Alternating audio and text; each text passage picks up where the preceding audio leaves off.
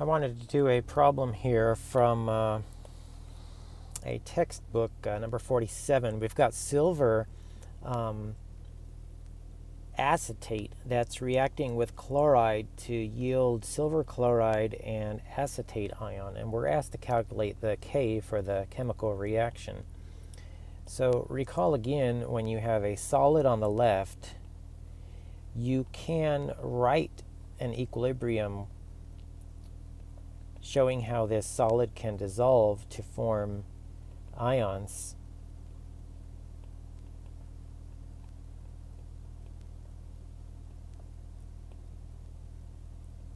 And we call that the KSP. The KSP for this value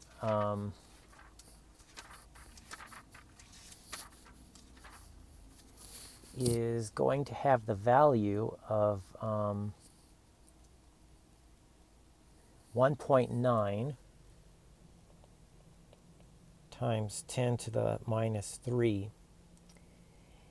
And what do we do here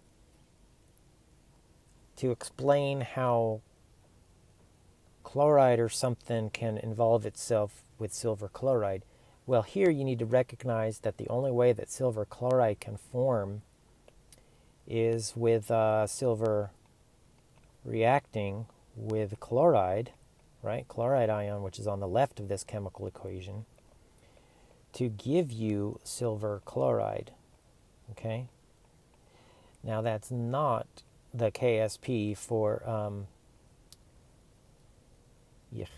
that's not the KSP for silver chloride because it's written backwards. It's actually 1 over the KSP. Now the KSP for silver chloride is 1.8 times 10 to the minus 10.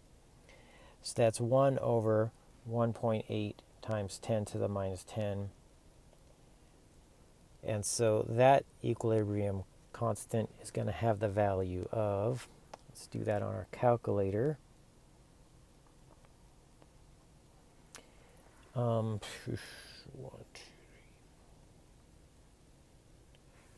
5.6 times 10 to the 9th, okay? Now, when we take equation 1 and equation 2 and we add them up together,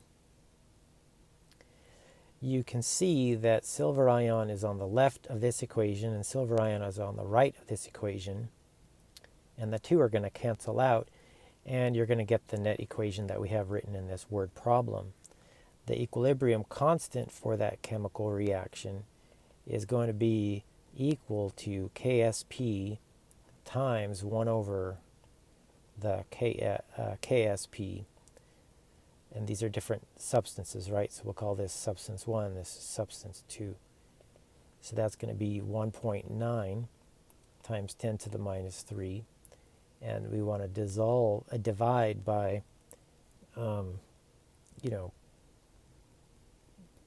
multiply by this value here, 5.6 times 10 to the 9th. Okay, and we're using the product rule. Whenever you add two equations together, you multiply the two equilibrium constants. Okay, so this is equilibrium constant for reaction 1. This is equilibrium constant for reaction 2. And so we multiply those two to get the net equilibrium for this overall equation. Okay, so let's do that on our calculator. 1.9 10 to the minus 3 times 5.6 10 to the positive 9, right? I'm getting 10,640,000 on my calculator. Let's express that in scientific notation. And that's 1.1 times 10 to the 7th, okay? So when you have two solids competing, let me use a highlighter here maybe. When you have two solids competing, silver acetate and silver chloride, the net equilibrium constant is going to be related to the KSP of one of the substances and the KSP of the other substance, but you're going to need to invert one, the correct one, to get that, okay? So that's part A.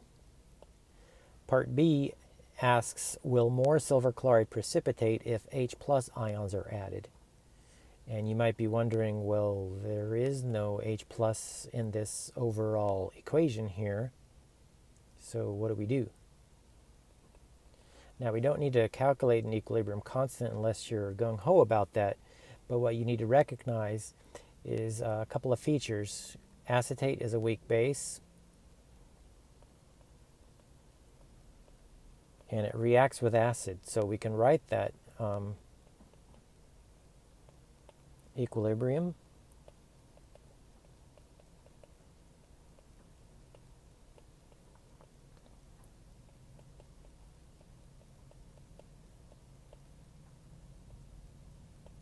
all right. That's the opposite of the Ka, so that would be the equilibrium constant for this equation here I'm discussing. If you increase the concentration of H+, that means the reaction shifts right.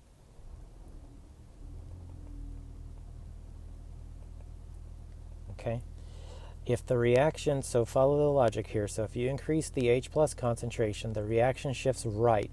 That's Le Chatelier's principle. If the reaction shifts right,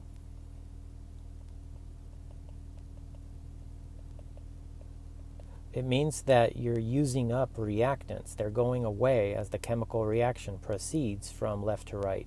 So this concentration decreases, okay? So let me repeat that again. If this reaction goes to the right, you're using up starting material, it goes away, so the concentration is going to decrease, okay? Let me switch to yellow here. If this concentration decreases, this reaction shifts to the right. So if C2H3O2 minus decreases, then you have a shift right. Okay, so this all fits on the same page. I'll recopy that chemical reaction.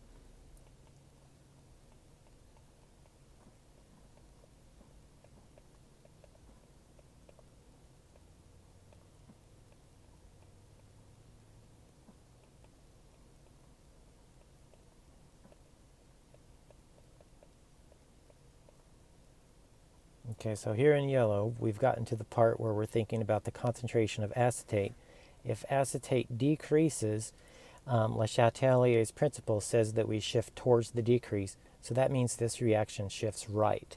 Okay, so you have to combine several concepts there to figure out if the reaction shifts left or right. Okay, the you try it problem for this chemical reaction is going to be 48 part B only. Okay, so try to do part B.